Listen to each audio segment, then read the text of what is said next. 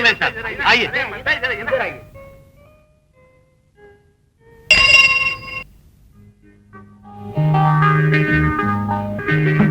Rickshaw high court चलो।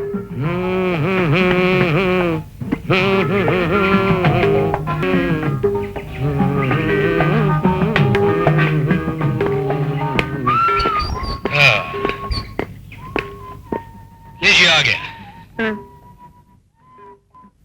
Ma'am साहब सिर्फ 2 रुपए।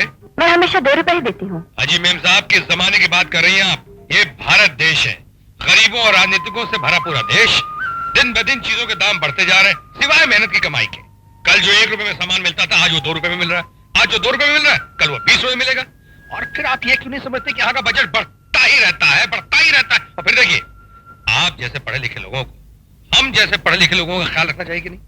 पूरे शहर में एक लौता रिक्शा वाला हूँ, ओनली 1 पीस, जो एमए की डिग्री के बावजूद रिक्शा चला रहा हूँ। और आपको 2 रुपए ज्यादा देने में तकलीफ हो रही है। निकालिए 4 रुपए, 2 रुपए और निकालिए। लो। नमस्ते। हे भगवान, क्या होगा इस देश का? हा? यहाँ रोको।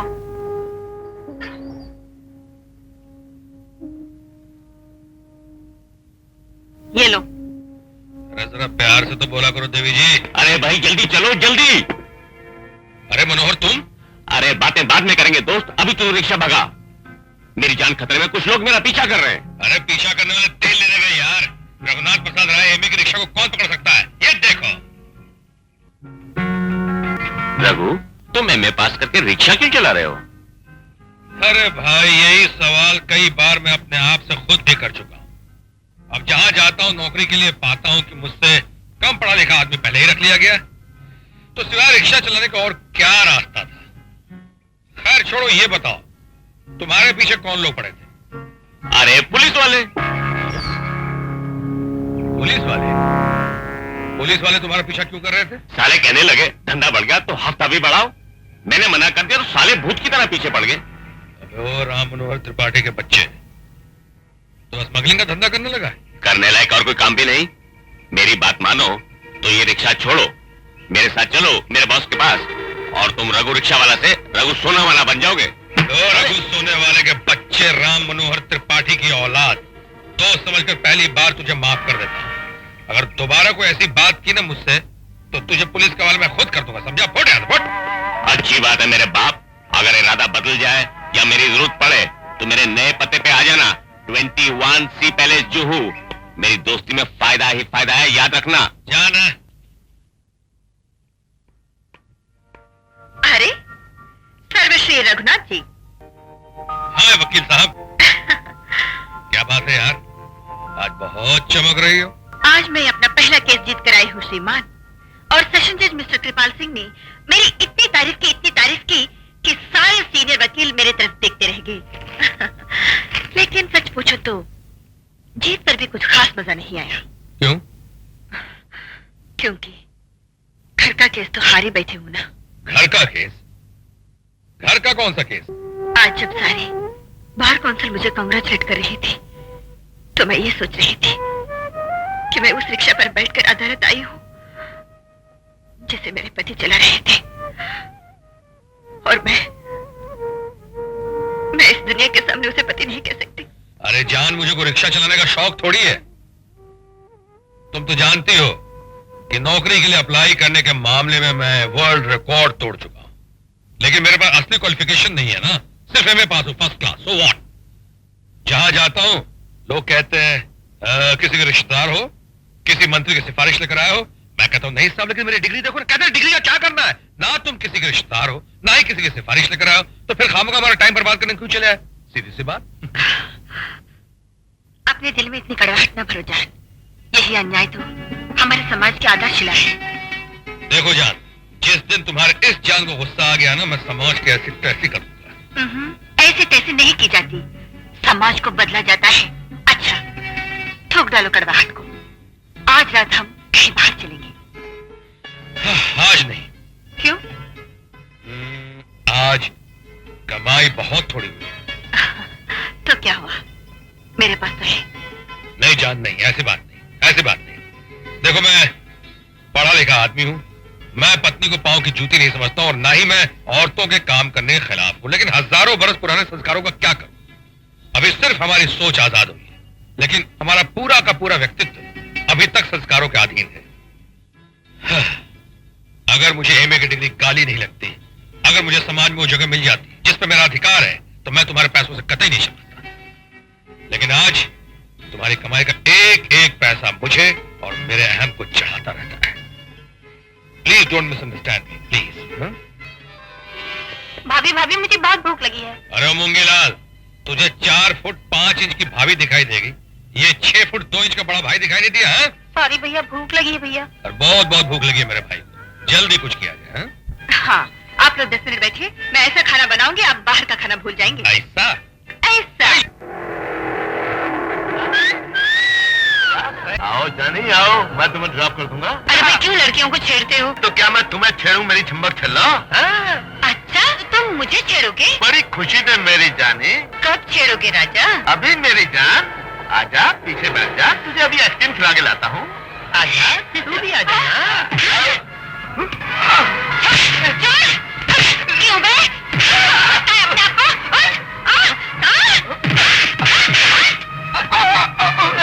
नहीं करेंगे? क्या बोल रहा था?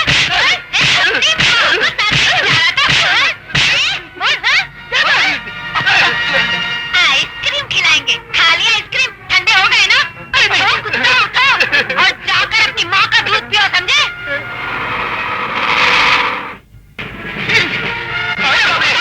ले चलो पुलिस स्टेशन, वहीं चल के इनकी धूल झाड़ लो। और तुम लोग खड़े खड़े मुर्गी की तरह कांप क्या रहे हो? अरे ऐसे लोगों को तो निकालो जूता और मारो सालों के मुंह पर, फिर देखो कैसे दोबारा छेड़ते हैं। अरे जरा हिम्मत करो, हिम्मत।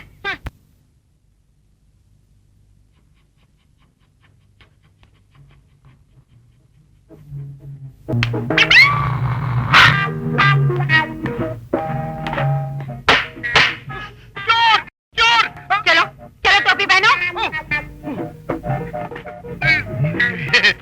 ओह, सीधी तरह पहनो। और ये क्या?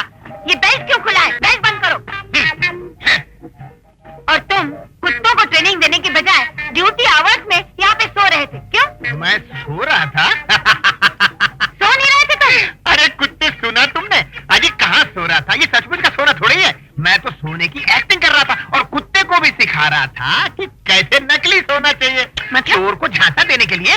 अरे भाई, जब चोर देखेगा कि कुत्ता सो रहा है तो वो खुले मन से चोरी करेगा ना।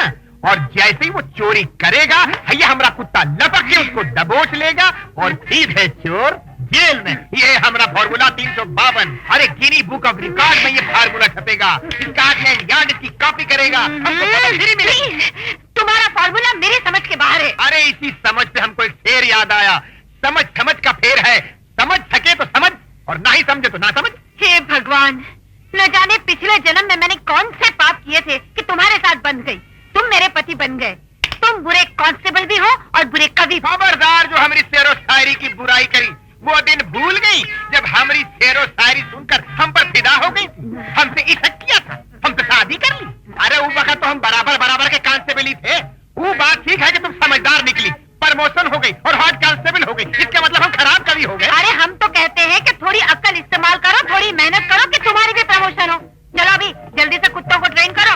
हाँ, हम ऐसे सारे कुत्तों को ट्रेन करेंगे कि उनको छठी का दूध याद आ जाएगा। और तुम भी घर पहुंचो, हम डंडा लेकर आ रहे हैं, तुमको भी ट्रेन करेंगे। प्रमोशन प्रमोशन, रात दिन प्रमोशन। ये लो।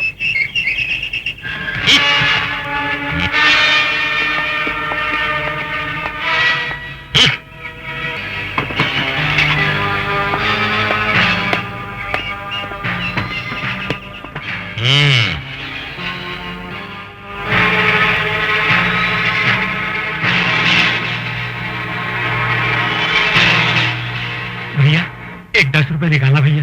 काहे के लिए? हबीब लोहा के वास्ते। लबे आया भैया। माफ करना दादा।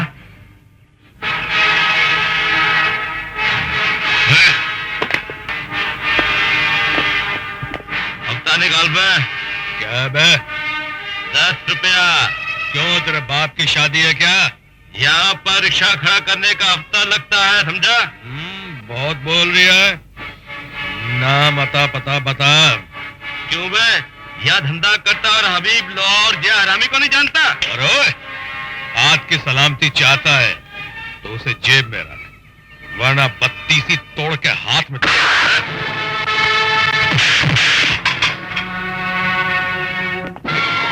तुझे देख लूंगा। अबे जा जा चमनलाल मूंगीलाल के औलाद, चल फट। भैया वाह वाह वाह, मजा आ गया। रघु, तुम्हें रिक्शा चलाना है तो या तो ठीक से लड़ना सीखो या चुपचाप हफ्ता दो। अरे भाई तुम दिन रात मेरे रिक्शा चलाने के पीछे क्यों पड़ी रहती? कहा ना कि मैं अपने संस्कारों से मजबूर हूं, कुछ नहीं करूंगा तो टूट जाऊंगा। रिक्शा चलाता हूं तो मेरा पसीना मेरे अंदर की धधकती हुई उस आग को धीमी आंच देता रहता है कि समाज ने तुम्हारे साथ बड़ा अन्याय किया है और भगवान ने भी कुछ अच्छा सलूक नहीं किया। काश तुम्हें किसी मंत्री या उप मंत्री की बेटी बना देते तो उनकी भगवानी में क्या कमी हो जाती। हमें अन्याय के इस कीचड़ में रेंग रेंग कर जीने वाला केचुआ बनने की क्या जरूरत है। खैर छोड़ो, तुम शॉपिंग के लिए कह रही थी ना, चलो शॉपिंग करा देते। शॉपिंग कहाँ जा रही है? शॉपिंग कल करेंगे। हाँ, काल करें सो आज करें, आज करें सो अब तुम जल्दी से तैयार हो जाओ, मैं रिक्शा निकालता हूं। एक बात बताओ, ये रिक्शा निकालने के नाम पे तुम मुझे इतना घूर के क्यों देखती हो? अगर मैं मोटर गाड़ी निकालने की बात करता तब भी क्या तुम मुझे इतना घूर के देखती? अरे रिक्शा चलाने के नाम पे शर्मा तो मैं क्यों शर्माऊं? शर्माए साला वो समाज, शर्माए वो यूनिवर्सिटी जिसने मुझे डिग्री दी है।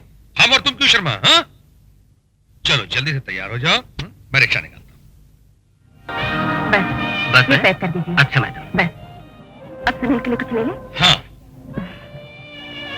एक्सक्यूज मी जी, इस बच्चे के लिए कुछ ड्रेसेस। ये देखिए और ये भी देखिए। हाँ, ये 3 दे दीजिए। अच्छा, बस 3? जी। आपके ड्राइवर के लिए क्या दूं? वो मेरा ड्राइवर नहीं, मेरे पति हैं। I am sorry. नहीं, सॉरी की कोई जरूरत नहीं। दरअसल मेरी कटी फटी शक्ल है ना, इतनी घटिया है कि आपने मुझे ड्राइवर समझा। कई लोग तो मुझे मेरे साथ का नौकर तो समझ लेते हैं। कोई बात, आइए देवी जी चलिए।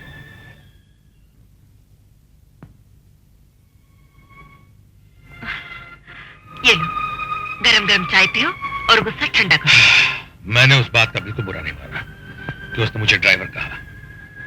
ड्राइवर तो मैं हूं ही, लेकिन उसकी आवाज में जो कंटेम्प्ट था वो एक तेज धार वाली छुरी की तरह मेरे दिल को चीर गया।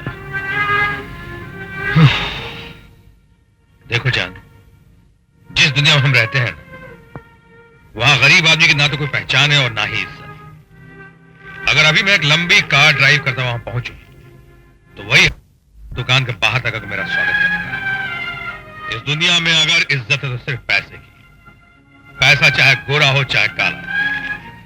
अगर आज मैं सुनील की बर्थडे पार्टी में किसी मंत्री को बुलाऊं तो मंत्री तो दूर उसका चपरासी तक नहीं आएगा, लेकिन मैंने स्मगलर के बेटे बेटी की शादी में मंत्रियों की तस्वीरें देखी। क्या बात करते हो? अगर कोई मिनिस्टर किसी स्मगलर के घर चला जाए तो इसका मतलब ये नहीं कि स्मगलर शरीफ आदमी हो गया। और क्या मतलब हुआ इसका? इसका मतलब ये है कि वो मिनिस्टर भी शरीफ आदमी नहीं है। देखो, मेरी साड़ी खराब कर दी। अरे गोली मारो इस साड़ी को, जाकर वो नई वाली साड़ी पहन लो, जाओ। वो नई वाली साड़ी भला इस साड़ी का मुकाबला कर सकती है? हाँ? आपको पता है, मेरे पति ने अपनी पहली कमाई से ये साड़ी खरीद कर दी थी। इसमें आपके प्यार की खुशबू है। हाय जान, ये गरीबी प्यार का मजा ही खराब कर देती है। तुम तो बहुत पूजा वूजा करती हो जान, तो किसी ने अपनी लक्ष्मी देवी से कहो ना, तो उन्होंने आजकल कैसे कैसे लोगों के यहाँ आना जाना शुरू कर दिया। तुम कहो तो उन घरों से जाकर लक्ष्मी देवी को वापस बुला कर ले आओ। खबरदार जो उधर का रुख भी किया तो क्या करोगी? क्या करूंगी? बोलूं? चाय नहीं पिलाऊंगी। जय बोलो हनुमान की, जल्दी से आओ, मुंह मीठा कर लो। ये मिठाई किस खुशी में? कहीं नौकरी मिल गई है? नौकरी नहीं, प्रमोशन। प्रमोशन? हाँ, पहले खाओ तो सही, फिर पूछते रहना। अब तो बताओ। हाँ, बात ये है कि ये मूंगीलाल जो है ना, ये चाचा बनने वाला है। जी हाँ, वो ऐसा कि आप माँ बनने वाली है, मैं बाप बनने वाला हूँ, और डॉक्टर ने ये राज मुझे बता दिया और आज मैं बहुत ही खुश हूँ। अब आकर जल्दी से गले लग जाओ। अरे ओ जानकी, जय बोलो हनुमान की। अरे तुम्हें ये सब करने की कोई जरूरत नहीं है भाई, डॉक्टर ने तुम्हें आराम करने को कहा। चलो अंदर चल के आराम करो, चलो। अगर मैं आराम करूंगी तो घर का काम कौन अरे करेगा? घर का काम करने के लिए तुम्हारा एक लौता और चहेता पति जो है, तुम सिर्फ आराम करो, बाकी काम मैं कैसे करता हूँ मैं करके दिखाता हूँ। जय बोलो हनुमान क्या कह रहे हो?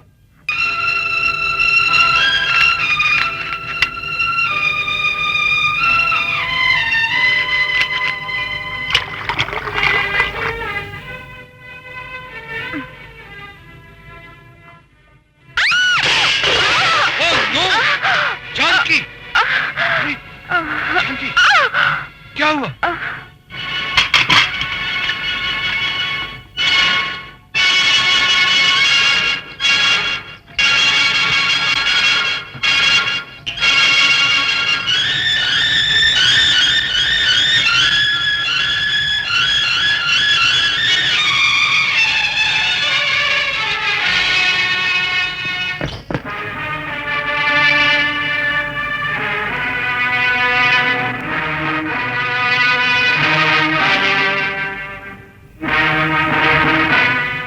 भैया यही वो आदमी जिसने मुझे मारा था। अबे खुद को लोहा क्या था और इससे हफ्ता वसूल नहीं कर सका। मेरी पत्नी की तबीयत ठीक नहीं है, उसे अस्पताल पहुंचाना है। अबे ये रास्ता अस्पताल नहीं कब्रिस्तान को जाता है। चल उतर।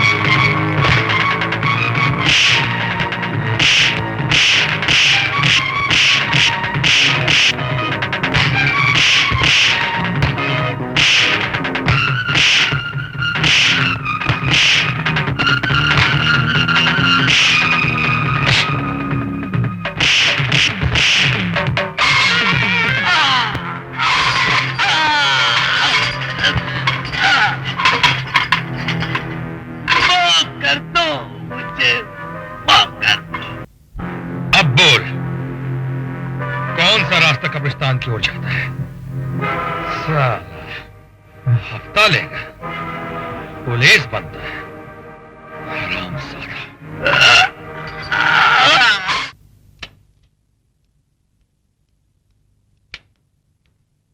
डॉक्टर साहिबा, जानकी मिसकैरेज हुआ है। आपकी बीवी की जान खतरे में है। अगर आप ये दवाइयां जल्दी से ले आए तो बेहतर होगा, लेकिन जल्दी कीजिएगा वरना खतरा बढ़ जाएगा। जी। 250 रुपए। क्या 250 रुपए? सर मेरी वाइफ की तबीयत बहुत खराब है, अगर ये दवाएं उसे न मिली तो। दवा देने से मैं कब इनकार कर रहा हूँ? दाम दो और दवा ले लो। भाई साहब मेरी बीवी की तबीयत बहुत ही खराब है, अगर ये दवाएं उसे वक्त पर न मिली तो। दवा की दुकान पर लोग तभी आते हैं जब कोई बीमार पड़ता है। सॉरी, मैं उधार नहीं दूंगा। भाई साहब मैं आपसे विनती करता हूँ, मेरी वाइफ की तबीयत बहुत ही खराब है। देखो मिस्टर, तुम्हारी वाइफ जिए या मरे, मैं उधार नहीं दूंगा, समझे?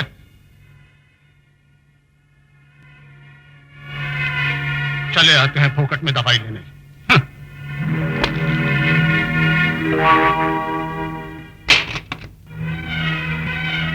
अरे रघु, तुम? यार मैं ईमानदार लोग तो छोटी मोटी मुसीबत में फंस ही नहीं सकते यार, क्योंकि सबसे बड़ी मुसीबत, या ये कहो कि मुसीबतों की माँ तो खुद ईमानदारी है। तुमने तो एमए पास करके रिक्शा चला के क्या भारतीय पुरुष की तरह ईमानदारी का हाथ पकड़ा है, साला छोड़ने का नाम ही नहीं लेता। अरे भाई मैं बड़ा ही अपसेट हूँ, तेरी भाभी की तबीयत बहुत ही खराब है, उसके लिए मुझे दवाइयां खरीदनी है। ओह, आई एम सो सॉरी। तो फिर यहाँ क्या कर रहा है? मेडिकल शॉप पे जाना। गया था, मेहनतें भी की, मगर उसने उधार दवा देने से इनकार कर दिया। अरे यार ऐसा बोलना, लेकिन मेरे पास तो ईमानदारी का पैसा नहीं है। नंबर 2 का है।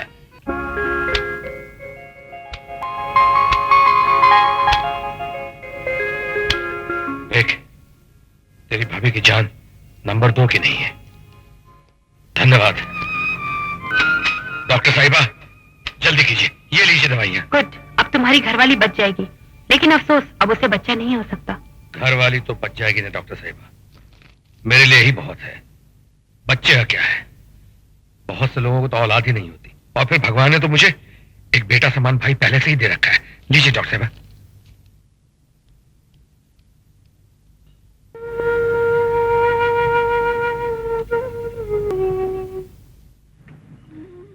जानकी, हे जानकी, जानकी, ये लो, पी लो। नहीं, वो जी नहीं करता। सुनो, मैं तुम्हारा दुख समझता हूं, लेकिन होने को कौन टाल सकता है। एक तरफ भगवान ने हमें बेऔलाद कर दिया, लेकिन दूसरी तरफ हमारा बेटा समान छोटा भाई सुनील तो है। चलो हम उसी के सहारे जी लेंगे। P low.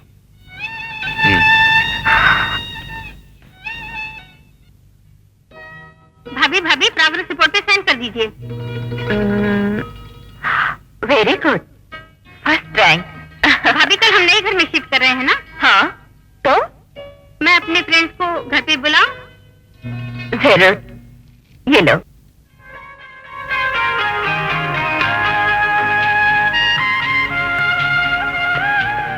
अरे, आप अभी तक काम पर नहीं गए भैया? हम काम पे गए या नहीं गए, आप अभी तक घर पे क्या कर रहे हैं? स्कूल का टाइम हो गया है, चलिए स्कूल जाइए। नमस्कार रघुनाथ बाबू। आइए Munshi ji. Good morning uncle. Good morning बेटी। देखो, तंत्रनाथ मिश्रा जी की बेटी भी आगे तैयार होके, तुम लोगों के स्कूल जाने का वक्त हो गया है, फौरन निकलो। चलो रश्मि। सच कहता हूँ साहब, आप तो तकदीर लिखवा कर लाए हैं। बिना हाथ पैर हिला ही सब कुछ मिल जाता है। जुबान बहुत लंबी हो गई है आपकी तंत्रनाथ मिश्रा जी, अपनी औकात पे रहा। नमस्ते मैडम। नमस्ते। मुंशी जी, चंद्रमुखी वर्सेस कालीचरण की फाइल रखी है ना? ये भी कोई पूछने की बात है? उस केस की तो आज तारीख है। वैसे मैं घर से हर फाइल लेकर निकलता हूँ। अच्छा, रघु, तुम्हारा क्या प्रोग्राम है? कुछ नहीं। अच्छा, मैं चलती हूँ। Take care of yourself.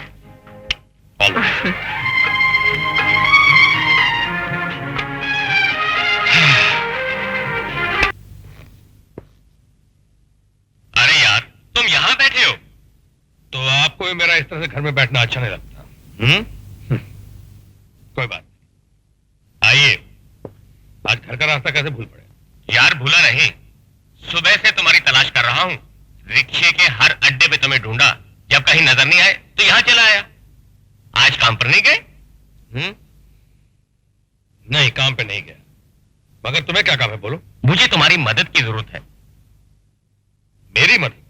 कैसी मदद? देखो रघु, दोस्त ही दोस्त के काम आता है। उस दिन तुम परेशान थे तो मैंने तुम्हारी मदद की। आज मैं मुश्किल में हूं और तुम उसे आसान कर सकते हो। यार अगर ऐसी बात है तो बोलो, जान हासिल है। अरे यार, जान नहीं चाहिए। ये बैग इस पते पे पहुंचा देना, बड़ी मेहरबानी होगी। मगर भाई इस बैग में है क्या? अरे यार, मुझ पर विश्वास करो। और यार, जब मदद करते हैं इस तरह सवाल जवाब नहीं करते। अरे भाई, इसमें इतना टची होने की क्या जरूरत है? ठीक है, पहुंचा दो।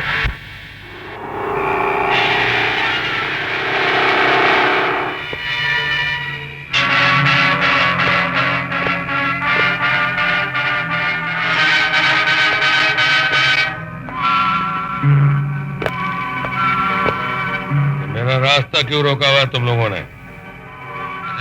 बैग इधर ला पहले। माल? ओहो, माल चाहिए। हाँ, शाबाश। क्यों, तेरे बाप का माल है तो दे दो। अरे माल निकाल, माल।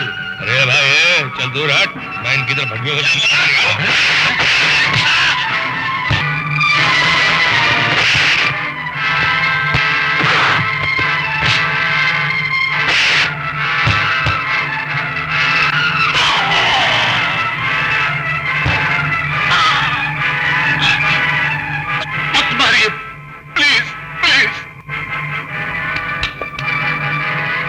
का माल बाप के हाथ में जमीन से उठा कर दे।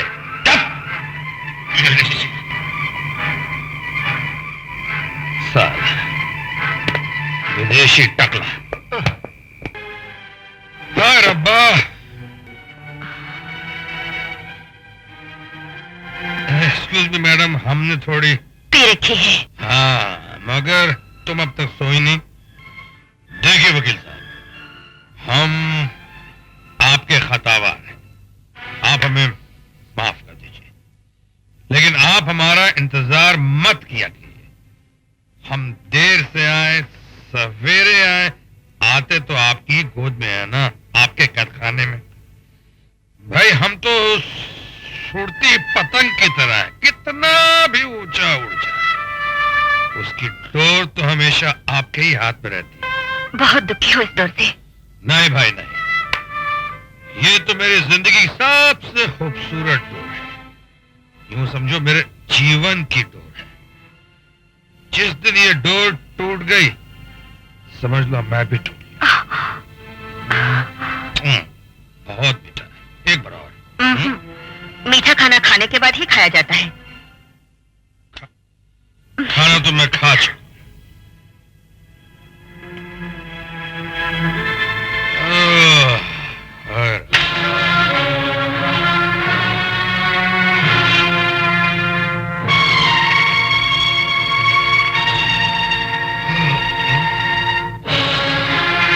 आज अपने बचपन का दोस्त मिल गया था, जो आज बहुत बड़ा बिजनेसमैन बन गया। कौन है वो दोस्त? अरे वो त्रिपाठी मेरे साथ स्कूल में पढ़ता था, लेकिन आज उसका स्वभाव बिल्कुल नहीं बनता। आज के जमाने में ऐसे दोस्त कहाँ मिलते? हाँ, कहाँ मिलते हैं? दावत भी खिलाते हैं, दारू पिलाते हैं और नोट भी देते हैं। अरे भाई, ये नोट उसने नहीं दिए हैं, ये तो मैंने रात भर के लिए मांगे हैं। क्यों? सिर्फ ये देखने के लिए कि जब माल जेब में हो तो नींद कैसी आती है। अभी ये रुपए त्रिपाठी को दे दो। क्यों? मांगे की नींद सोने से क्या फायदा? हाँ, मेहनत करते हो तो इतनी गहरी नींद सोते हो कि करवट तक नहीं लेते। तुम्हें इन नींद की गोलियों की जरूरत नहीं है। समझो। क्या समझे? यही कि तुम नहीं चाहती कि मेरे पास पैसा हो। अगर मेरे पास पैसे हो गए, इसका मतलब है तुम्हारा इस घर में डिमोशन हो जाएगा। तुम्हारा वो मधुबनी वाला मुंशी जी, क्या नाम है उसका? हाँ, तंत्रनाथ मिश्रा, वो मेरा अपमान नहीं कर सके।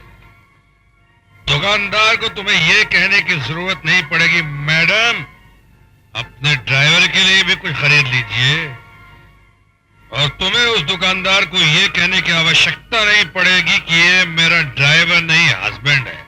ऐ शाबाश, उस दुकानदार ने उस दिन घर वालों से जाकर कितनी तुम्हारी तारीफ की होगी कि भाई पत्नी हो तो जान की देवी एडवोकेट जैसी। भरी दुकान में बेझिझक कह दिया कि ये आदमी मेरा ड्राइवर नहीं है, हस्बैंड है। नमस्कार।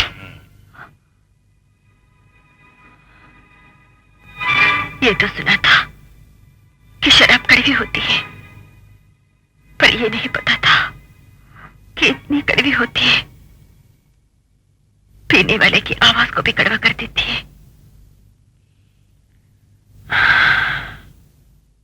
अरे तेरी तो, अरे बाप रे, ओ, अरे बाप रे, क्या? अरे भाई, ओ हो, अरे बाप रे, ओ, तेरा पानी पिला दे, पानी। अरे बाप रे, क्या हालत है, क्या हालत है। तौबा तौबा तौबा। तुम्हारी हालत बता रही है कि आज तुम मुझे जरूर कोई खुशखबरी देने वाले हो। लगता है किसी को पकड़ने में आपने बहुत भाग दौड़ की है। बहुत भागा, बहुत भागा, कभी वो पीछे, कभी मैं आगे, कभी मैं पीछे, कभी वो पीछे, और कभी मैं आ गया। मैं तो जानती थी कि अब तो तुम्हारा प्रमोशन जरूर होगा। अच्छा ये तो बताओ जी, कौन था वो? मेरा कुत्ता। तुम्हारा कुत्ता?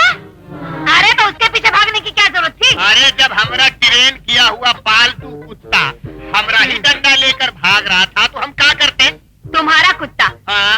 तुम्हारा डंडा लेकर भाग रहा था और तुम उसे पकड़ नहीं पाए। अरे 2-3 बार। अरे जब अपने कुत्ता को पकड़ नहीं पाए तो जिंदगी में क्या खाक पकड़ पाओगे? अरे एक दिन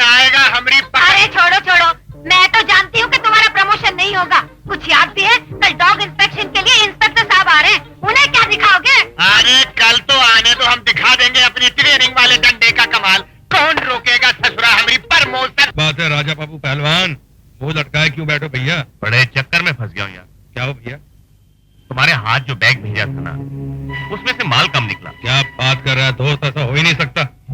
वो तो मैं भी जानता हूँ, मगर अरे अगर मगर कुछ नहीं, तो सही सामान रखने में कुछ भूल हो गई होगी। अरे भैया वो कहावत नहीं सुनी, खेत खाए गधा और मार खाए चुलाहा।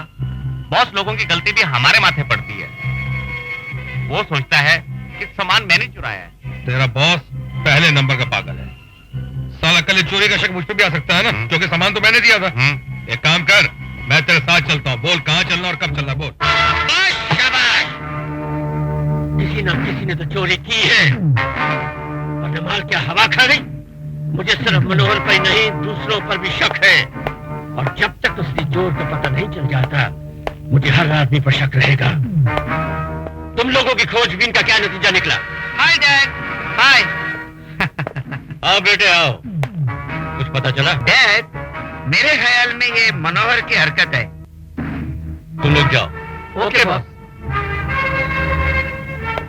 तुम्हारा ख्याल गलत भी हो सकता है बेटे, क्योंकि मनोहर इतना बेवकूफ नहीं है कि जो माल उसे डिलीवर करने के लिए सौंप दिया गया हो, उसी में से चोरी करके अपनी जान का दुश्मन बने। तो क्या मैंने चोरी की है?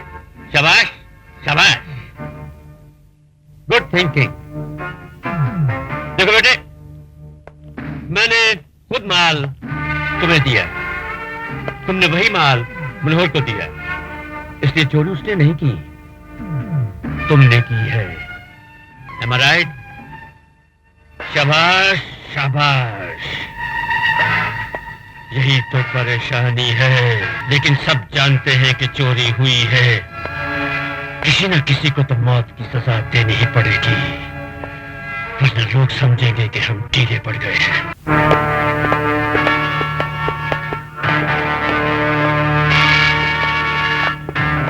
Close the door. Yes boss. वो आदमी कौन है? मेरा दोस्त रघुनाथ, रघुनाथ उसका नाम है। रिक्शा चलाता है, हफ्ता तो देता नहीं, ऊपर से मारपीट करता है। तो वो रिक्शा वाला चोरी में तुम्हारा पार्टनर है?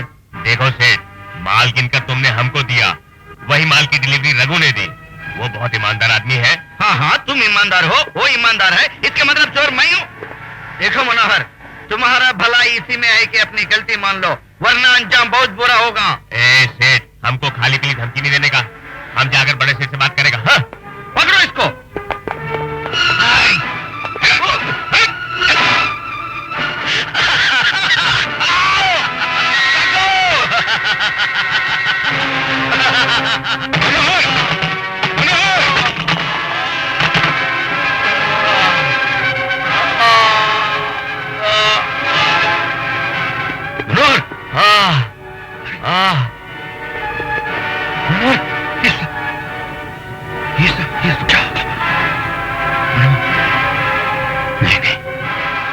योर ऑनर, मुलजिम सुरेंद्र लाल इस शहर के नहीं बल्कि देश के बाइज्जत बिजनेसमैन दर्शन लाल का बेटा है। अपने बाप के पोजीशन और रुतबे का नाजायज फायदा उठाते हुए स्मगलिंग और गैर कानूनी वसूली के काम कर रहा था। इसने सोचा कि अपने बाप की हिफाजत और उसके साये में रहते हुए इस देश के कानून को अपनी जेब में डालकर कोई भी गुनाह कर सकता है, यहां तक कि कत्ल भी। योर ऑनर, सरकार गवाहों से यह साबित करेगी कि सुरेंद्र लाल ने ही राम मनोहर का कत्ल किया और रंगे हाथों पकड़ा गया, और यह साबित करने के बाद सरकार मुलजिम के लिए फांसी की सजा की मांग करेगी, ताकि ऐसे दूसरे सुरेंद्र लाल ऐसा सोचने की कभी जरूरत ना कर सके। That's all, Your Honor. I object, Your Honor. Objection sustained. You can proceed. सरकारी वकील ने ठोस सबूत और गवाहों को अदालत में पेश किए बगैर ही एक शरीफ और इज्जतदार इंसान को ना ही सिर्फ कातिल करार दिया है, बल्कि उसके लिए कड़ी सजा की मांग भी की है, जो कानूनी गलत है। सरकारी वकील का काम मुजरिम के जुर्म को साबित करना है और उसको सजा देना अदालत का काम है। That's all, Your Honor. The court is adjourned till tomorrow 10:30.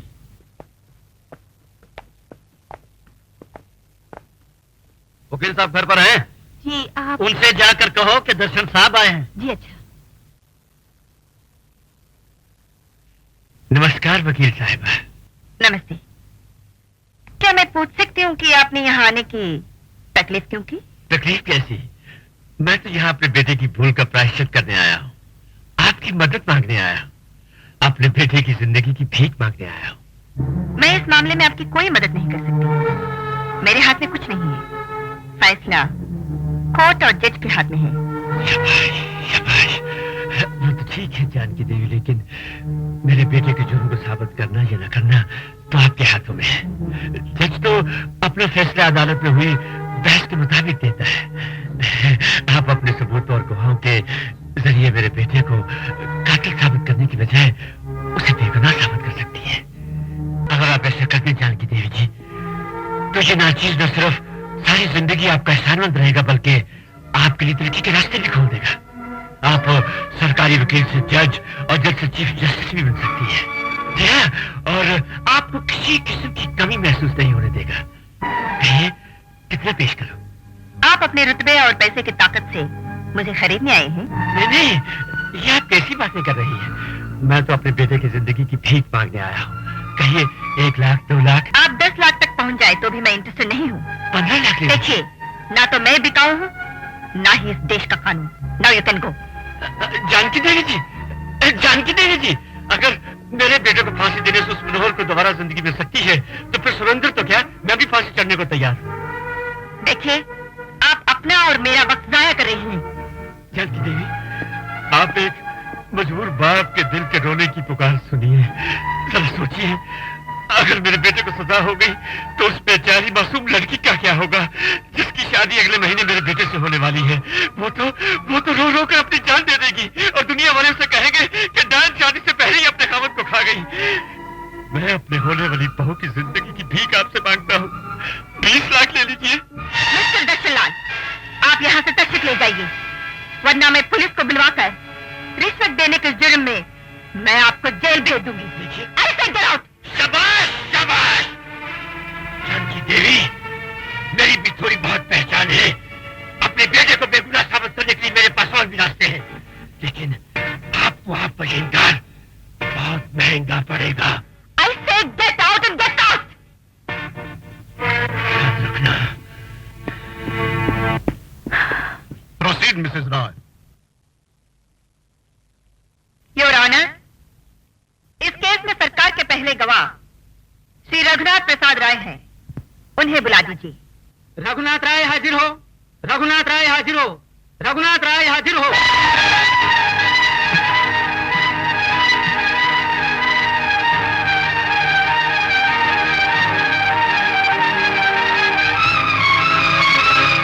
आपका नाम क्या है? तुम्हें मेरा नाम नहीं मालूम है? जो पूछा जाए उसका जवाब दीजिए। अरे आपका नाम क्या है? रघुनाथ प्रसाद राय। क्या काम करते हैं? जी पहले रिक्शा चलाता था, आजकल बेकार हूं आपकी दया से। 12 मार्च की शाम, आपको याद है? जी हम तो कोई बात भूलते ही नहीं, यही खराबी है। गुड। तो फिर उस कत्ल की चश्मदीद कहानी सुनाइए जो आपके सामने हुआ था। कौन सा कत्ल? कैसा कत्ल? मिस्टर रघुनाथ राय। वकील साहिबा, हम कसम खा चुके हैं कि हम जो कहेंगे सच कहेंगे और सच के सिवा कुछ नहीं कहेंगे। तो आपका ये केस जिताने के लिए हम झूठ कैसे बोल दें? पहले ये बताइए कत्ल हुआ किसका? हमें कुछ पता होगा तब ना हम कुछ बताएंगे। कत्ल हुआ आपका दोस्त राम मनोहर त्रिपाठी, और कत्ल किया इस आदमी ने। इसने। हमने तो आज से पहले इस आदमी को कभी देखा तक नहीं। जस्ट मिनट मिस्टर रॉय, आप यहाँ आए क्यों? जी हमें पुलिस ने जबरदस्ती बुलवाया था। क्यों? अदालत में बयान देने के लिए कि हम मनोहर त्रिपाठी के कत्ल के चश्मदीद गवाह हैं। Your next witness Mrs Roy. Your honour, सरकारी गवाह के हॉस्टेल हो जाने की वजह से केस में नए कॉम्प्लिकेशन पैदा हो गए हैं, इसलिए मैं केस को मुलतवी करने की प्रार्थना करती हूँ। मुझे इस बात पर एतराज है योर ऑनर।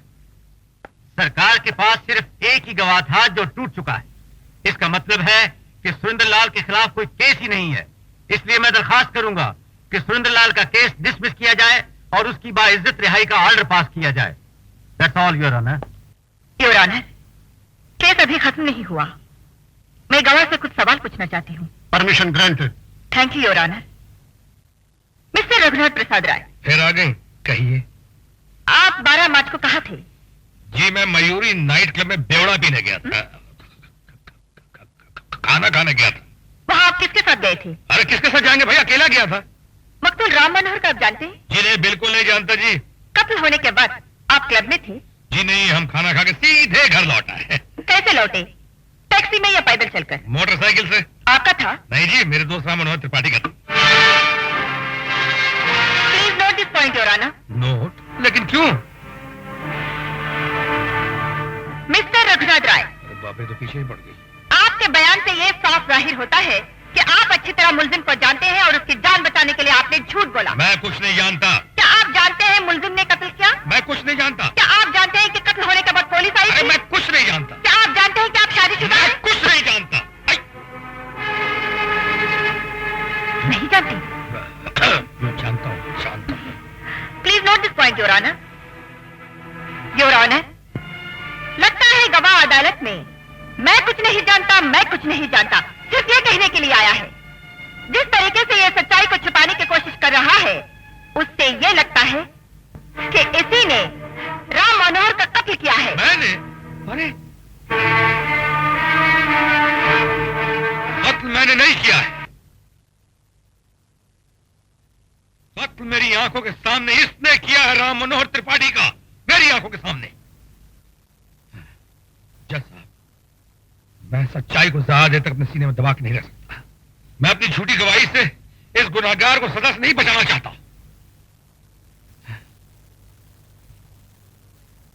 मैंने झूठा बयान सिर्फ बचाव पक्ष के वकील के कहने पे दिया था। मैं शर्मिंदा हूं जज साहब, मैं माफी चाहता हूं। योर ऑनर, सरकारी गवाह ने पैसे के लालच में आकर अपना जमीर बेच दिया और अदालत में झूठ बोला। इसलिए मैं रघुनाथ राय से ज्यादा गुनाहगार दर्शन लाल को मानती हूँ, जिसने अपने बेटे की जान बचाने के लिए रघुनाथ राय की किसी मजबूरी का फायदा उठाते हुए उसे खरीद लिया और अदालत में झूठा बयान देने के लिए मजबूर किया। That's all your honour. सरकारी गवाह का दूसरा बयान और पोस्टमार्टम की रिपोर्ट टैली होती है, इसलिए कोर्ट सुरेंद्र लाल को आईपीसी 302 के तहत सजाए मौत देती है।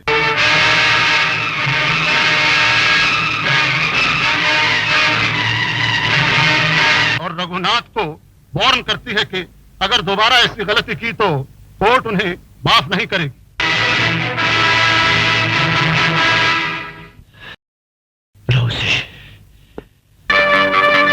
शाबाश, शाबाश, तो किधर की मौत आ ही गई है। क्या साहब गीदड़? कुछ कहावतें ऐसी होती है कानू कि हमेशा अपनी जेब में रखनी चाहिए। बड़े बूढ़े कह गए हैं कि जब कीचड़ की मौत आती है तो वो शहर की तरफ भागता है, लेकिन रघुनाथ राय की मौत आई है तो वो सीधा दर्शन लाल की तरफ भागा है।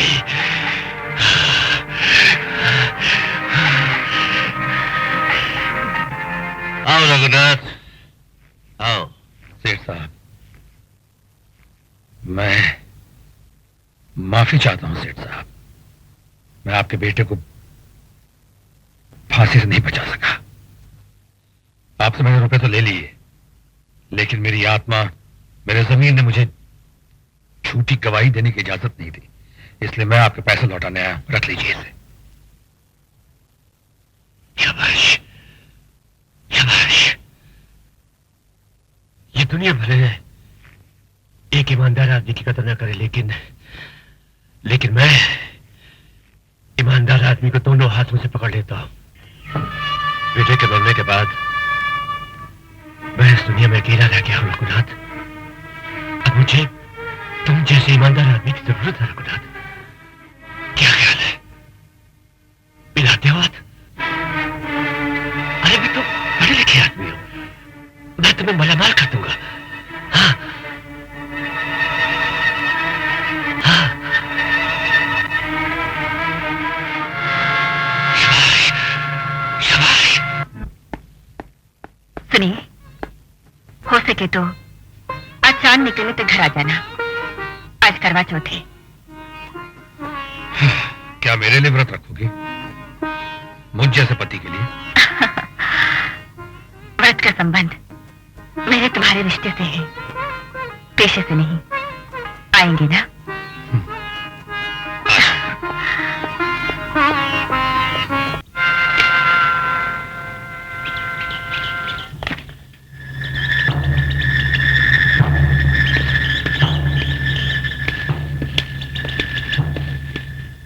मनीलाल गुप्ता। जी हाँ। कोड नंबर 10 लाख और 1। कोड तो ठीक है। Thank you.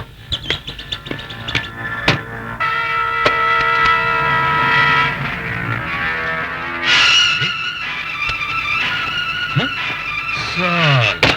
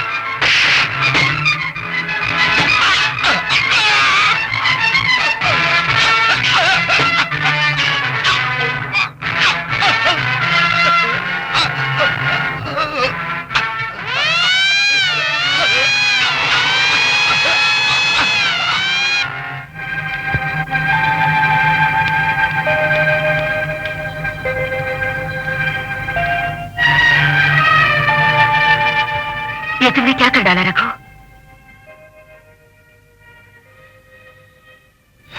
अगर एक सरकारी वकील मुजरिम से यह सवाल कर रहा है तो मैं कोई जवाब नहीं देना चाहता। रखो, मैं सरकारी वकील की हैसियत से नहीं, एक पत्नी के नाते आई हूं। मैं सिर्फ तुम्हें इतना ही बताना चाहती हूँ कि जिस रास्ते पर तुम चल पड़े थे वो सीधा यहाँ तक आता है। मैं जानता हूँ। देखो रघु, अगर तुम मुझे सबको सच सच बता दो तो शायद तुम्हारी मदद कर सकूं। जानकी, जिन्हें खुद पे भरोसा हो दूसरों से मदद नहीं मांगते। रघु, इज्जत करने का वक्त नहीं है। देखो जानकी, एक दिन तुमने खुद कहा था कि अगर मैं किसी मुसीबत में फंस गया किसी दिन तो तुम मेरी कोई मदद नहीं करोगी। यह बात मुझे अच्छी तरह याद है, और जो मैंने तुम्हें कहा था वो भी तुम्हें अच्छी तरह याद होगा, है ना? Please try to understand. तुम्हारी इज्जत तुम्हें फांसी तक। देखो जानकी, इन बातों का अब कोई फायदा नहीं है। तुम्हें पूरी आजादी होगी अदालत में मुझे गुनहगार साबित करने की। जानकी, फॉर गॉड सेक, मुझे मेरे हाल पे छोड़ दो प्लीज।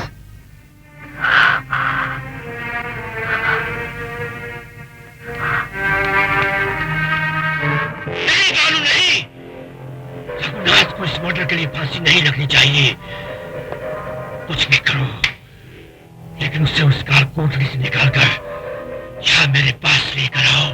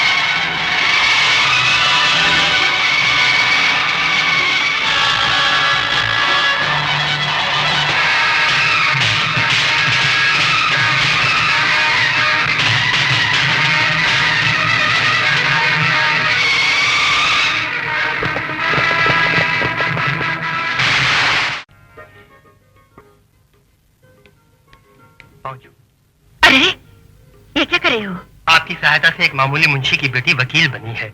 आज ये पहली बार कोर्ट जा रही है, इसलिए आप आशीर्वाद दीजिए। Best of luck. Thank you.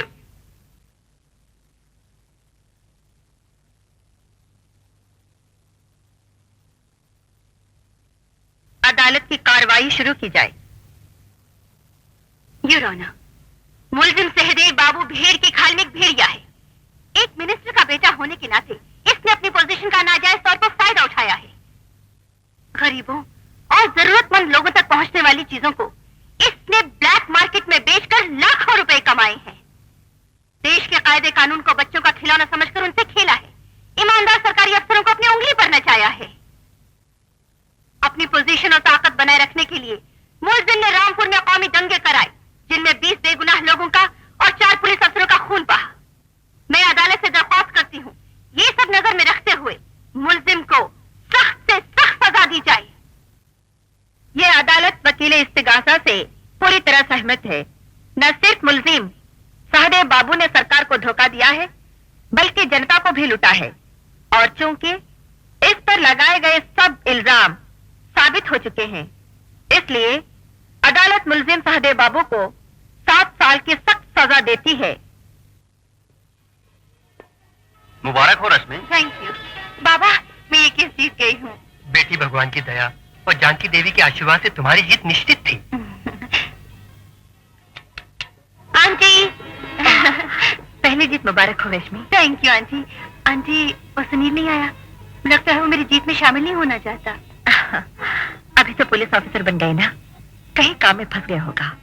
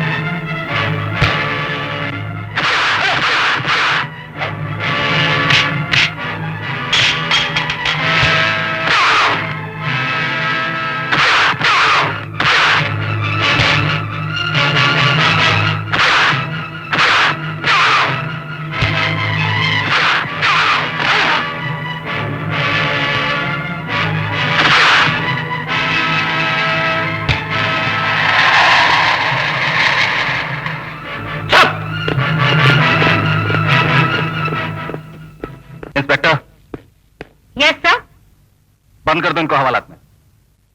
हवलदार, आया जी। हथकड़ी लगा दो। लगा दीजिए हथकड़ी। 20 साल की पुलिस की नौकरी में आज तक एक भी मुजरिम नहीं पकड़ पाए, पर इतनी तो अक्ल रखो कि हथकड़ी किसे पहनानी चाहिए। कमान। जी। अरे अबे चल बैठ। अरे चल तू अही रावण, हवालात में निपटता हूँ।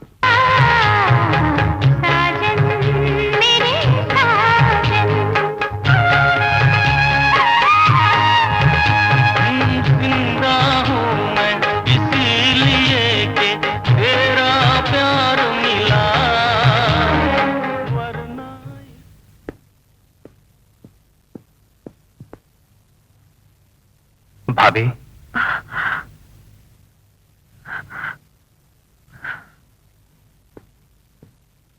क्या भैया को याद करना नहीं छोड़ेंगी? चलो खाना खा लो। नहीं भाभी, खाना नहीं खाऊंगा। क्यों? खा के आए हो?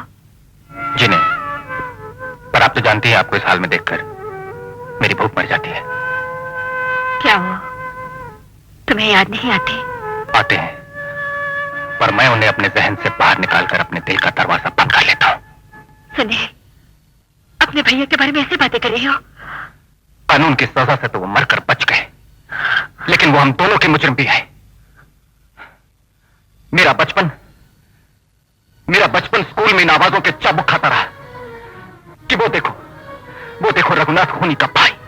सुनील, ये तो आपके व्यक्तित्व की शक्ति थी भाभी, जिसने मुझे बचा लिया, वरना शायद आज मैं भी उनकी तरह एक मुजरिम बन गया होता। सुनील। नहीं भाभी नहीं, मैं आप पर उस खूनी की यादों का मैला साया नहीं देख सकता। इस थप्पड़ पर तो हर बेटे का अधिकार होता है। आज आपके प्यार की गंगा में नहाकर मैं धन्य हो गया। मुझे मेरी मां याद नहीं, मैंने तो सदा आप ही में अपनी मां का रूप देखा है। जो आपसे भाभी होती तो शायद मैं भैया को माफ कर देता, लेकिन जिस आदमी ने मेरी मां को दुख पहुंचाया उसे मैं कभी माफ नहीं कर सकता। ऐसे न कहो सुनील, ऐसे न कहो। क्यों न कहूं ऐसा? जब तक वो जिंदा थे उन्होंने आपको कोई सुख नहीं दिया, और अब मरने के इतने बरस बाद भी उनकी आत्मा, उनकी याद प्रेत बनकर आपसे चिमटी हुई है। एक दिन जीवन की कच्ची खोल कर देखिए कि उन्होंने क्या दिया आपको। दुखों के सिवा कुछ भी नहीं दिया। क्यों नहीं? क्या दिया आपको? प्यार दिया, मेरी कलाइयों को चूड़ियां दी, मेरे माथे को बिंदियां दी, मेरी मां को सिंदूर दिया। मेरी मजबूरी समझो सुनील, मैं इन जंजीरों में बंधी हुई हूँ। तो गीता पढ़कर इन जंजीरों को तोड़ दो। गीता का संदेश मां और पत्नियों के लिए नहीं था। गांधारी, कुंती, द्रौपदी, किसी ने उन जंजीरों को नहीं तोड़ा। श्री कृष्ण ने उनमें से किसी को नहीं कहा था कि उन जंजीरों को तोड़कर मुक्त हो जाओ। और तेरे भैया जिंदा होते सोना ढूंढने में पीछे, सोना कर गए दे, सोना मिला ना पे मिले, रबा हो गए केस। भाभी,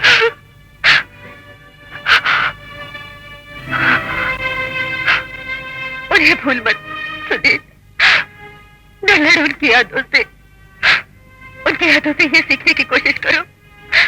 अगर उन जैसे मजबूत आदमी भटक सकते हैं तो ना भटकना कितना मुश्किल काम है। इम्तिहान से भाग मत, इम्तिहान दे। हाँ सुनील, इम्तिहान दे। मैं क्या कोई पागल हूँ कि खामखा सींग मारता फिरता हूँ लोगों को? अरे बस रहने दो, तुम पुलिस वाले तो छुटे सांड हो रहे हो, सींग मारते फिरते हो। कत्ल कोई और करता है, सजा किसी और को दिलवा देते हो। और तुम वकील लोग क्या करते हो? बेच खाते हो अपने क्लाइंट को। कोई गरीब आदमी बेचारा मुकदमा लड़ने की तो सोच ही नहीं सकता।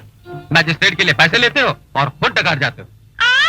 डकार जाते हैं, शर्म नहीं आते वकीलों के लिए ऐसे बेतुकी उड़ाते हुए? अरे हम लोगों ने आज तक समाज को डूबने से बचा रखा था जनाब, वरना आप पुलिस वाले तो कब का चट कर चुके होते। तुम अपनी बात तो करो मत। क्यों ना करो? तुम तो परले दर्जे की चोटी हो। क्या क्या कहा? कसम खा के कह दो कि तुमने मेरा दिल नहीं चुराया। और जब मैं कहता हूँ लेडी मेरा दिल वापस कर दो तो आनाकानी कर जाती हो। याद नहीं कहाँ रखा है, कल ले लेना, परसों ले लेना। बट रुको, क्या देखा हो? मेरा तो भी छोड़ नहीं आज। अरे, ये क्या हो रहा है? हाँ वो बताओ ना कहाँ गए? हाँ शर्मा क्यों रही? बताओ ना भाभी को कि पुलिस वाले खाना तो खाते नहीं, बस रिश्वत खाते हैं दोनों वक्त। यही कह रही थी। और तुमने जो वकीलों के लिए कहा वो कुछ नहीं है क्या? कहना किसने शुरू किया था? भाभी इसी ने कहना शुरू किया था। हर पेशे में अच्छे और बुरे दोनों तरह के लोग होते हैं। भाभी मगर मगर नहीं, objection is over. Thank you your honour. अब ये अदालत फैसला करती है कि शाम की चाय पी ली जाए। आप आते हैं किचन में क्यों घुस जाती हैं? आपकी नौकरानी तो सिर्फ मटर गश्ती करती रहती है। ये लाड सब तब तक निवाला नहीं तोड़ते जब तक मैं खाना ना बनाऊं। ये तो क्लियर कंटेम्प्ट ऑफ कोर्ट हो गई। और क्या करूं, कंटेम्प्ट ऑफ ममता नहीं कर सकती ना। तुम आ जाओ तो इस चूल्हे चक्की से पीछा छूट जाएगा।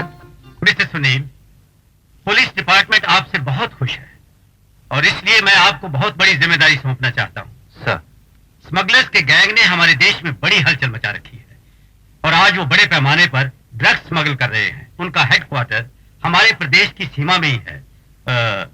ये फाइल पढ़ लीजिए और जितनी जल्दी हो सके उन स्मगलर्स को कानून के हवाले कर दीजिए। Best. I wish you all the best. खाना टेबल पे लगा दो बीबी जी। नहीं, सुनील के बगैर खाने को जी नहीं करता, उसे आने दो। अरे ये बरसों बाद भाभी का पाँव कैसे अड़ा गया? आज कोई ना कोई मतलब जरूर होगा बीबी जी। ए तो चुप रह, बीवी जी की चमची कहीं की। अच्छा ये बता क्या चाहिए? आशीर्वाद। आशीर्वाद? क्यों?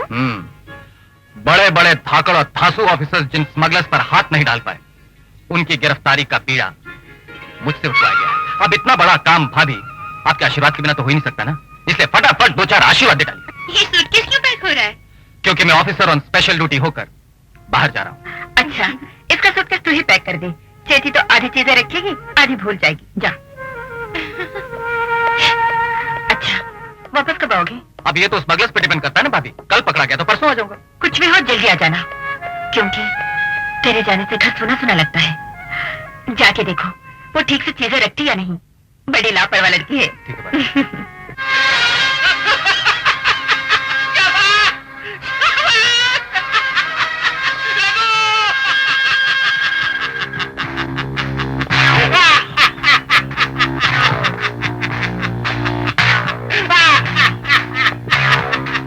क्या बात है सेठ साहब, किस पे इतना हंस रहे हैं? इस चूहे पर जो पुलिस की वर्दी पहन कर निकला है एक शेर का शिकार करने के लिए। लो तुम भी देख लो इसे। किसकी तस्वीर है? तुम्हारे भाई की, सुनील राय की। मेरे भाई की?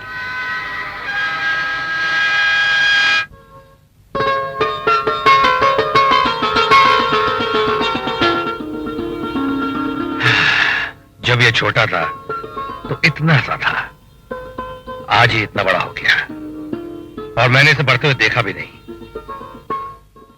वक्त कैसे बीत जाता है सेठ साहब। और गौर से देखो रघुनाथ इसे, क्योंकि ये तुम्हें पकड़ने आ रहा है। हाँ। जब ये इतना बड़ा हो गया सेठ साहब, तो मेरी जान की तो सोना ढूंढन पी गए, सूना कर गए देश, सोना मिला न पी मिले, रूपा हो गए केस। शाबाश, शाबाश। अरे भाई कमाल है, तुम अभी तक उसकी यादों को अपने सीने में समेटे हुए हो और वो शायद तुम्हें याद भी नहीं करती होगी। ऐसा क्यों कह रहे हैं सेठ साहब? मैं ठीक कह रहा हूं रघुनाथ।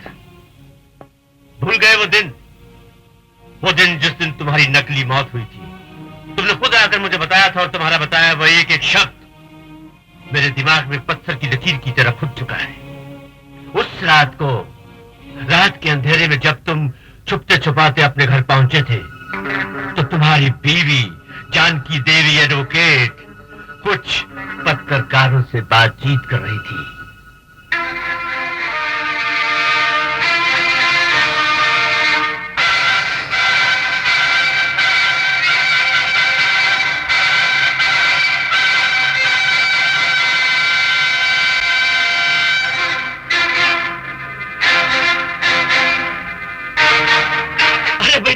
कमाल के आदमी हो, उस औरत को याद कर रहे हो जिसने मुझे खुद ये बात दिन रात बिच्छू की तरह डंक मारती रहती है और आप मुझे हमेशा यही बात याद दिलाते रहते हैं।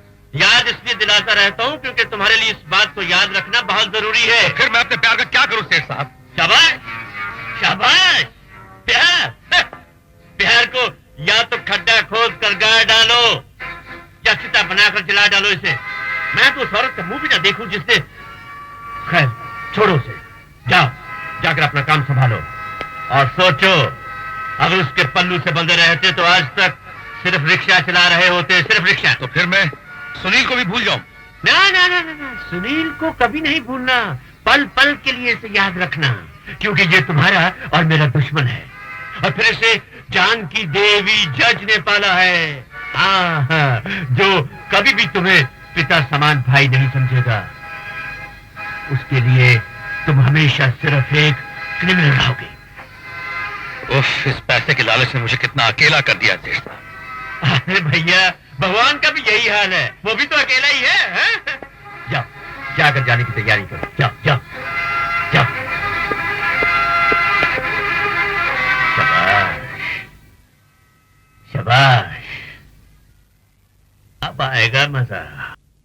हाँ आई आई आई। ये रहा मेरा हॉलिडे होम। ओ तुम चाहो तो तुम भी यहीं ठहर जाओ। सर, ठहरने पर एक शेर याद आया। बाप रे बाप। बोझा बनारसी को कहा उसने, रुक जरा। हम ठहरो ठहरो में रहे, बच्चा ठहर गया। बोझा बनारसी, जी तुम अपनी ये शेर सुना सुना के मुझे बोर न किया करो। ओके सर, पद्य न सही गद्य सुन लीजिए। किसी ने कहा है पुलिस के काम में एक से तीन भले। एक से तीन भले। आप जरा मेरी थानेदारनी को यहाँ बुलवा दीजिए ना। तुम्हारे थानेदारनी की कोई जरूरत नहीं है। अरे तुम कैसे आ गई? हवाई जहाज से। हवाई जहाज से वो तो ठीक है, मगर क्यों? Orders mister Sunil Prasad Rai SP, orders. Orders? किसके ऑर्डर्स? Home government. आंटी ने कहा कि एसपी साहब अपना बटुआ भूल गए हैं, घूस तो खाते नहीं तो पेट पूजा कैसे करेंगे। हाँ। इसलिए हवाई जहाज पकड़ा और आ गई। हाँ, आप जरा ऐसे ही हंसते हंसते बोझा उठा के अंदर आ जाइए। Yes sir. ये ड्राइवर भाई, पीछे आओ, साहब का सामान। अब बस ये तो अच्छा किया तुम मुझसे पहले आ गई। खाने पीने का इंतजाम किया है कि नहीं? हिंदुस्तान में आजादी के बाद भी औरत बेचारी रसोई में कैद है। फिर जनाब को पता होना चाहिए, अभी तक हमारी शादी नहीं हुई।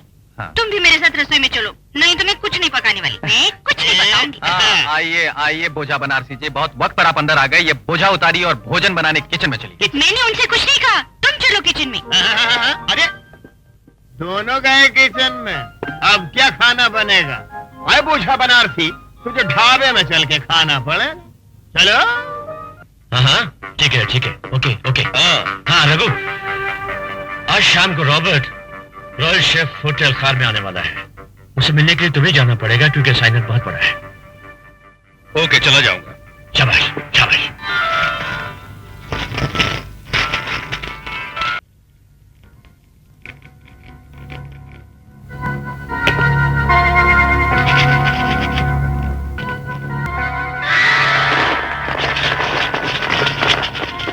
देखो रघुनाथ, मैं फिर से तुम्हें कहता हूँ कि मान जाओ, तुमने अपने भाई की प्रमोशन के लिए मेरा माल पकड़वाया है। क्यों मान जाओ? मेरा जीवन आपकी ताश की गड्डी का हुक्म का गुलाम नहीं है कि आप जिस हाथ चाहे उस हाथ फेंक दें। ये सही है कि आज इस धंधे में मैं आपकी वजह से हूं, लेकिन इसका यह मतलब नहीं है कि मैं आपका गुलाम हूं। ये तो मैं उस सड़े हुए और झूठे समाज से बदला ले रहा हूं जिसने मुझे इज्जत के साथ जीने का अधिकार नहीं दिया। इस कर्म क्षेत्र में एक तरफ मैं हूं और दूसरी तरफ सुनील है। जिस तरह भीष्म अर्जुन को मारने के लिए तैयार नहीं था सेठ साहब, उसी तरह मैं सुनील को मारने के लिए तैयार नहीं हूं। लेकिन जिस तरह भीष्म धृतराष्ट्र की सहायता के लिए वचनबद्ध था, उसी तरह मैं आपकी सहायता के लिए वचनबद्ध हूं। अगर सुनील की गोली आपकी तरफ आई तो उसे आगे बढ़कर मैं अपने सीने पर रोक लूंगा, लेकिन इसका यह मतलब हरगिज नहीं कि आप मुझ पे इल्जाम लगाएं, क्योंकि मैं इसका बुरा भी मान सकता हूं। और उस दिन से डरिए सेठ साहब, जिस दिन मैं इन बातों का बुरा मानना शुरू कर दूंगा। शाबाश शाबाश। अरे भाई, तुम तो छोटी छोटी बातों का बुरा मान जाते हो। अरे भाई, 80 लाख के हीरे पकड़े गए हैं। 2 लाख की बात होती तो मैं सुटाल जाता। इस बात का तो मुझे भी दुख है सेठ साहब। तो फिर कोई तरकीब सोचो ना। तुम तो जानते हो कि मेरा दिल कितना कमजोर है, मैं इतना बड़ा धक्का बर्दाश्त नहीं कर सकता। हाँ, हाँ। एक तरकीब है, वो तंत्रनाथ की बेटी है ना। अरे भाई, क्या नाम है उसका? अच्छा वाला नाम है। अरे वही जिसका चक्कर सुनील के साथ है। हम एक काम करते हैं, हम उस लड़की को उठवा लेते और फिर सुनील से कहते हैं हमारा माल वापस कर दो, हम तुम्हें तुम्हारे माल वापस कर देंगे। उस लड़की के लिए ऐसा मत कहो सेठ साहब। उस लड़की से मेरे भाई सुनील की शादी होने वाली है। शाबाश शाबाश। अरे भाई अभी भी तो तुम गोली को फेर देने की बात कर रहे थे और अब रिश्तेदारी की बात क्या दिलवा रहे हो? हम उस लड़की को खा जाने वाले थोड़े ही हैं। माल वापस मिलती उसे हम इज्जत से लौटा देंगे। नहीं, हरगिज नहीं। इन्हीं लोगों ने ले भाई साहब, हम तुमको भाई साहब लगते हैं? पुलिस की वर्दी पहन के चले आते। अरे हमारा नाम गिनी बुक ऑफ रिकॉर्ड में पढ़ लेते। दुनिया के सबसे सीनियर कांस्टेबल हैं, सैल्यूट करो। हाँ, अरे कुछ और कह देते, इंस्पेक्टर कह देते, एसपी कह देते, कमिश्नर कह देते तो हमारी तबीयत खुश हो जाती। भाई साहब कहा, पागल कहा, मजनू कहा, दीवाना कहा, मगर मुंह से जालिम के सही बात न निकली अब तक। छी छी छी, क्या बात है? आईजी साहब, मैं तो बस ये पूछ रहा था क्या रश्मि जी घर पे हैं? अरे भाई, जब आईजीपी साहब कहा है तो दो चार ठो बातें और करो, मजा आएगा। नहीं, वैसे रश्मि जी से क्या काम है? एएसपी साहब ने रश्मि जी के लिए फूल भेजे हैं। अच्छा अच्छा अच्छा अच्छा, तो भाई एक काम करो, खुद ही घंटी बजा कर दे आओ ना, कारण कि हम बहुत जल्दी वहाँ बहुत बिजी हैं। का एएसपी साहब ने भेजे। सुनील ने भेजे हैं।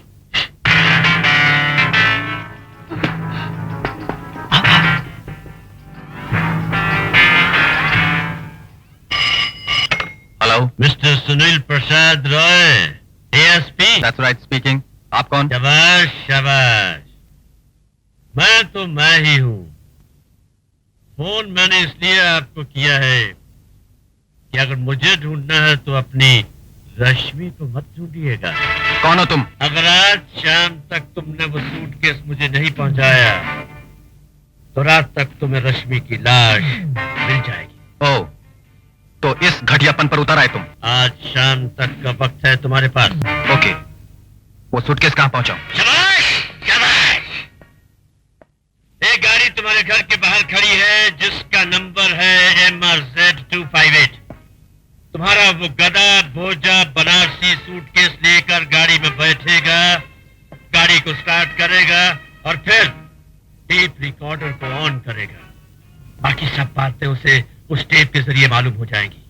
लेकिन एक बात का खास तौर से ख्याल रखना, अगर जरा भी सियाना बनने की कोशिश की तुमने तो रश्मि की जान जाएगी। हाँ।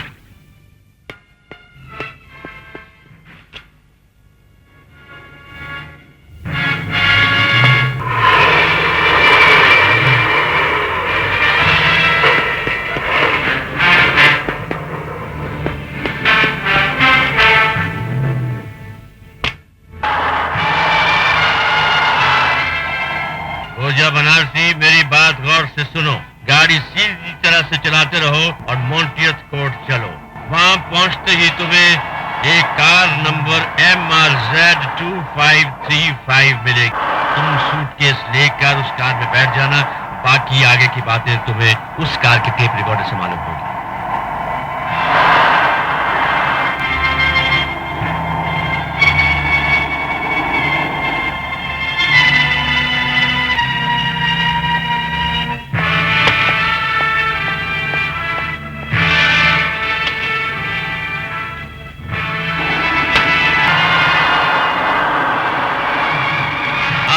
एम्बेसी टावर्स चलो। तुम्हारी पिछली सीट पर एक वैसा ही सूटकेस रखा है जैसा तुम्हारे पास है। अपना सूटकेस वहां रखकर उस सूटकेस को उठा लेना और एम्बेसी टावर्स पहुंचकर तुम्हें वहां पर एक कार नंबर MRZ2593 मिलेगी। जो सूटकेस अब तुम्हारे पास है उसे लेकर उस कार में बैठ जाओ और अटलांटिक होटल चलो। वहां के रीगल स्वीट में रश्मि मिलेगी।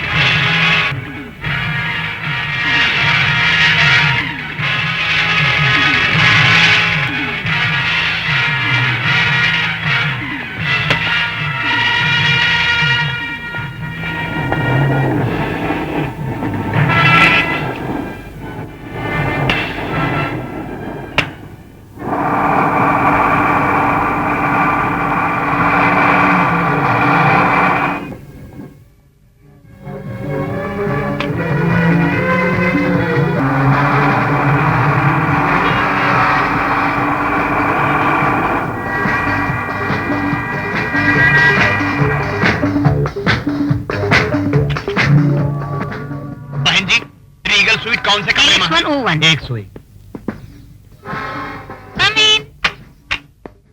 रश्मि जी, Oh. माफ कीजिएगा, हम किसी गलत कमरे में आ गए शायद। ठीक रूम में आए हो, आओ ना। जल्दी तो लाल भाई बना। अरे क्या हुआ? अरे किस्मत की लगी मार, हमने। पूजा बनारसी, ये शेर पढ़ने का वक्त नहीं है। रश्मि कहाँ है? अरे वही तो हम आपसे पूछ रहे हैं। ऊपर तो एक बाला हमरा बलात्कार करने को तैयार थी। अरे हम तो इज्जत बचाकर भागे, नहीं तो थानेदारनी को मुंह दिखाने लायक नहीं रहते। मतलब वो लोग हमें चकमा दे? बिल्कुल चकमा दे गए साहब। इस बैग को देखिए, बैग बदलने को कहा तो हमने बदल दिया। ये नकली है, कुछ नहीं, खाली है। शाबाश शाबाश। खाली शाबाशी से काम नहीं चलेगा सेठ। मैंने तुम्हारी चीज तुम्हें वापस कर दी, अब मेरी चीज, मेरे खानदान की अमानत मुझे वापस कर दो। वो क्या है रघुनाथ के मेरी चीज बोलती नहीं है, लेकिन तुम्हारी चीज के मुंह में जबान है, हमें नुकसान पहुंचा सकती है। ये बात रश्मि को उठवाने की हिम्मत करने से पहले सोचनी चाहिए थी सेठ। वो मेरे भाई की मंगेतर है, मेरे खानदान की होने वाली बहू है। मैं ये हरगिज बर्दाश्त नहीं कर सकता कि वो यहां तुम लोगों के बीच इस हाल में रहे। मैं हर हालत में, हर कीमत पे रश्मि को यहां से बाइज्जत ले जाऊं। आज पहली बार देख रहा हूं रघुनाथ कि तुम ऊंची आवाज में मेरे सामने बोल रहे हो, लेकिन कान खोलकर सुन लो, रश्मि यहां से नहीं जाएगी। मैंने कहा ना, रश्मि हर कीमत पे जाएगी और मेरे साथ जाएगी। अगर हिम्मत है सेठ तो मुझे रोक के बता। नहीं, सांप को मारने के लिए उसके बिल के अंदर नहीं घुसते, पहले सांप को अपनी जगह पर लाते हैं, फिर उसे मारते हैं। रश्मि,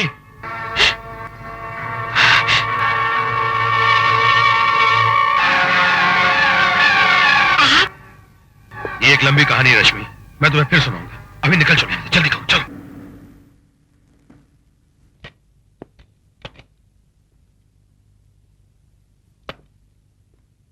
आओ, मैं तुम्हें घर के अंदर तक छोड़ दूं।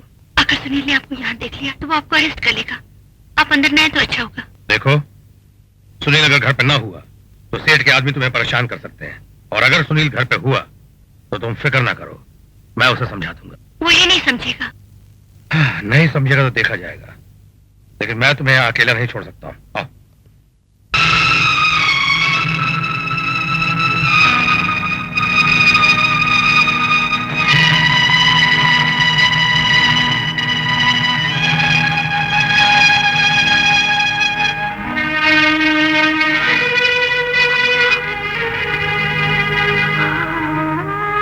मैं सपना तो नहीं देख रही हूँ ना? जानकी, ये तुम्हें हो ना? इस दुनिया में एक पुरुष है, वो है सजन हमारा। चांद को भी भरे नजर न देखो, चांद को भी भरे नजर न देखो, कान जरा। पता है, जिस धूप को मजहब पे भूल गई थी, उसी धूप से और मेरे दिल के आंगन का कोना कोना भर गया है। मैं तुम्हारी जान के थोड़ी मर गई थी। मैं तो न्याय और कानून के मेज पर रखी हुई कांच की मूर्ति बनकर रह गई थी। और तुम्हारे स्पर्श ने कांच का वो खोल तोड़कर मुझे फिर से जिंदा कर दिया।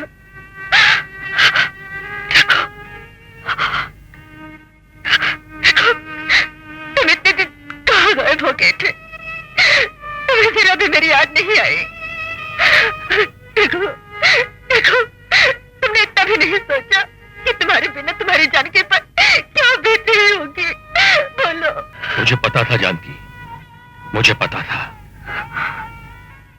जुदाई और नर्क की आग एक ही होती है। मैं भी तो उसी नर्क की आग में चल रहा था, फिर भी तुम्हारे पास तो सुनील था। मैं तो बिल्कुल अकेला था जानकी, बिल्कुल अकेला था। तुम क्यों नहीं आए? मैं एक दिन आया था। आए थे? कब? उस दिन जब मेरे मरने की खबर आ चुकी थी, तुम पत्रकारों से बात कर रही थी और तुमने मेरी लाश तक को देखने से इनकार कर दिया था।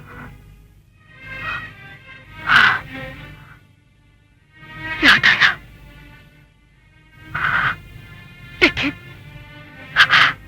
लेकिन तुम्हारी मौत के सदमे ने मुझे होश में न रहने दिया। न जाने उस दिन मैं क्या क्या कह गई, लेकिन तुमने कैसे विश्वास किया मैं तुम्हारी पत्नी होकर? यही सुनकर मैं अपने अंधेरों में और गहरा धंसता चला गया। निकलना चाहकर भी नहीं निकल सका। तुमने ऐसा क्यों किया रघु? मुझे छोड़ दिया, अपने भाई को छोड़ दिया, अपने घर छोड़ दिया। क्यों? इसलिए, उस अंधेरे के लिए जिसके नसीब में कोई सूर्योदय नहीं है। मेरा भाई छोटा सा था और मुझे यकीन था कि उसे तुम मुझसे अच्छा पाल सकोगी। और मैं? तुम बहुत बड़ी थी,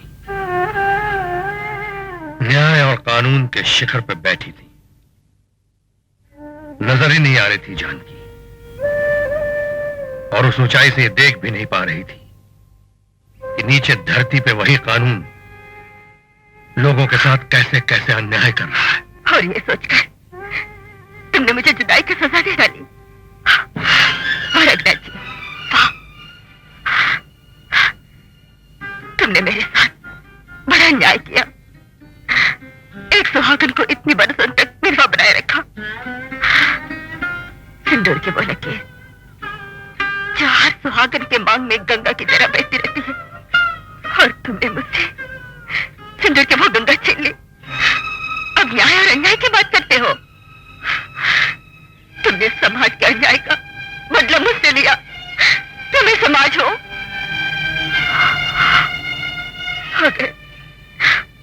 अगर सुनील को पाला ना होता तो मैं कब की मर गई होती। ऐसा मत कहो जानकी, ऐसा मत कहो जानकी, यही जानकी।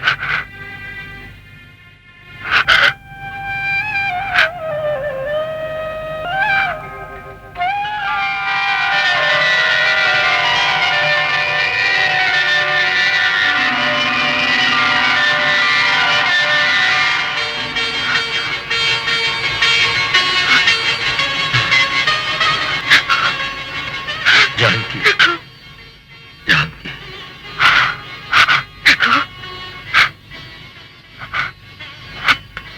अब जाओगे तो नहीं ना?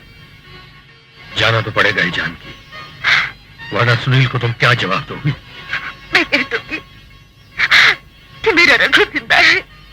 और अगर उसने ये कहा कि तुमने जिंदा रघु को कानून के हवाले क्यों नहीं किया, तो क्या कहोगी?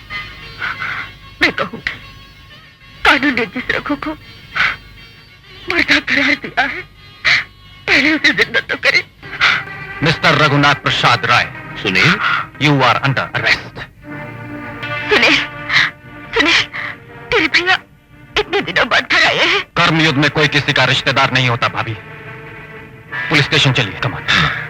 आई एम सॉरी, मगर इसके अलावा मेरे पास और कोई रास्ता नहीं है। But legally he is dead. That's up to the law to decide. नहीं, मैं इन्हें जाने नहीं दूंगी। बधाई हो जानकी, बधाई हो। क्या पाला है तुमने मेरे भाई को, क्या पाला है। चलो सुनील, मुझे पुलिस स्टेशन लेकर चलो, चलो।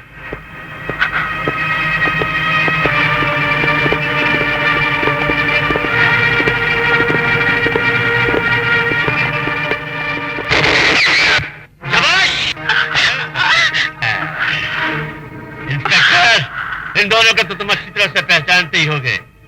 ये तुम्हारी मां समान भाभी है जिसने एक रिक्शा पुनर के छोटे भाई को पाल पोस कर ये पुलिस की वर्दी पहनाई है। और ये रेशमी तुम्हारी क्या होने वाली है ये तुम अच्छी तरह से जानते। तुम चाहते क्या हो? बस यही कि रघुनाथ मेरा खास आदमी है, मेरे सारे राज जानता है। इसे भला मैं तुम्हारे साथ कैसे जाने दूं? हाँ? अगर जज जानकी और रश्मि की जिंदगी चाहिए तो इसे रहा कर दो। सेठ, मैं गिरफ्तारी नहीं हूं तो मुझे रिहा कैसे करेंगे? मैंने खुद अपने आप को कानून के हवाले किया है ताकि मेरी सजा मेरी आत्मा पर चढ़े पापों के मैल को साफ कर सके। शाबाश, वाह!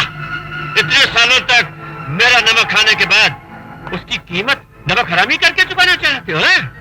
सरकारी गवाह बन के चुकाना चाहते हो, मुझे जेल भिजवा कर चुकाना चाहते हो। बड़े बेवकूफ हो तुम रघु। और तुम खबरदार, इंस्पेक्टर अगर हिलने की कोशिश की तो याद रखो मेरे आदमियों के पास भी हथियार हैं। और तुम इंस्पेक्टर, अगर तुम इन दोनों की जिंदगी चाहते हो तो तुम्हें कीमत देनी होगी। रघुनाथ को मेरे हवाले करो, उसके बाद मैंने छोड़ दूंगा। नहीं सुने, तुम अपना फर्ज अदा करो। इतने दिनों बाद मेरे पति और तुम्हारे भाई ने गुनाहों के दलदल से निकलकर कानून और न्याय का साथ देने का फैसला किया है। मेरी ये जीत मेरी जिंदगी से ज्यादा है, और कानून की ये जीत के लिए मैं 1000 बार मरने को भी तैयार हूँ। इतनी आसानी से तुम्हें थोड़ा ही मारूंगा जज जानकी। फिर अपने आदमियों से कहूंगा, अपने केस में क्या बताऊं कि अपने आदमी से क्या कहूंगा। तुम खुद ही सोच लो कि तुम अपनी आंखों के सामने ये सारा तमाशा देख सकोगे। हाँ, ठीक है सेठ, तुम इन लोगों को छोड़ दो, मैं तुम्हारे साथ चलने को तैयार। शाबाश शाबाश। अब ऊंट आया पहाड़ के नीचे। इंस्पेक्टर, पहले अपनी रिवॉल्वर फेंको और फिर रघु को आजाद करो। कमान, हरी अप, जल्दी करो, मेरा वक्त बहुत कीमती है। कमान।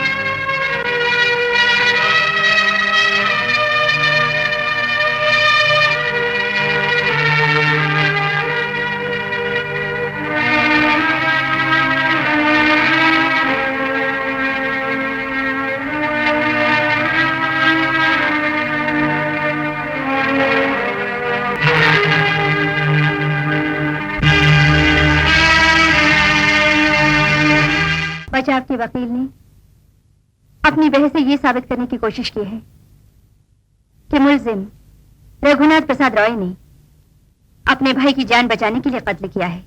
बहस तारीफ के काबिल है, लेकिन मुलजिम ने जो गुनाह मकदूल दर्शन लाल के साथ मिलकर किए, लेकिन जिन हालात में मुलजिम को गुनाहों के रास्ते पर चलने के लिए मजबूर किया, उनको नजर में रखते हुए अदालत रघुनाथ प्रसाद रॉय को आईपीसी 304 के तहत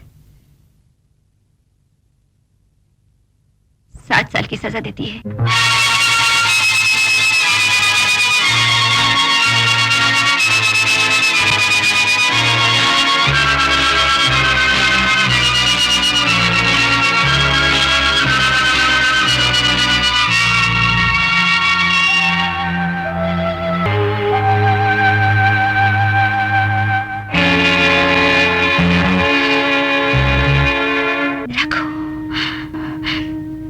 मुझे अफसोस है कि जज होने के नाते अपने फर्ज के हाथों मजबूर होकर मैंने तुम्हें ये सजा सुनाई,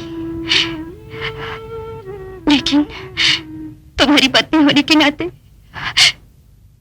मैं तुमसे माफी मांग रही हूँ। मुझे माफ कर दो। कैसी बातें कर रही हो जानकी? मुझे हर हाल में तुम पे नाज है। वैसे भी मुझे अपने गुनाहों की सजा मिलनी बहुत ही जरूरी थी। जो भी हुआ उसे एक भयानक सपना समझ के भूल जाओ। 7 साल की तो बात है, बस देखते देखते यूं ही 7 दिनों में निकल जाएंगे। 7 साल तो क्या, 7 जन्म तक भी मैं तुम्हारा इंतजार करूंगी। रघु।